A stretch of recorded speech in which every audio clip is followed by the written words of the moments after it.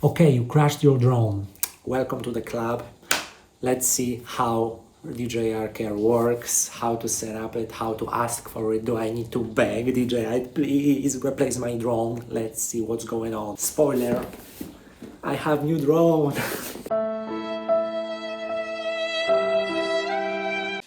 got you, homie.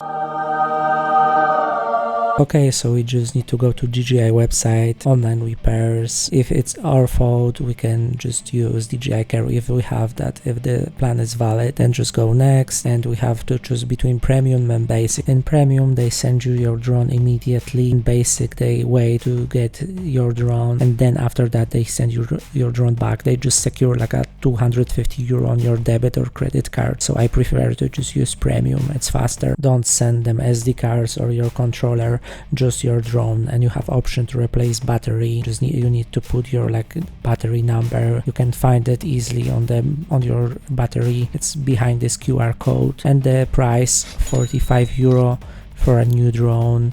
With this, I think it's a great price, and they secure like €294 on your debit card, but they will give you it back after you send them drone. It's important, send them drone. If you want to replace the battery, also send the battery. I waited like 5 days, but we have like special long weekend holidays, so I think it's possible to get your drone in 2 days. I'm just amazed how good the service is, and that's my last shots of my old drone. I've shot many beautiful films with it. I'm very grateful for that. It's time to send it back to DJI and to wait for my new. Oh shit, here we go again.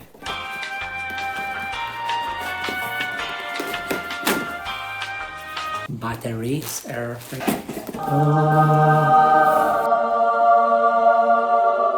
okay, thumbnail, YouTube things.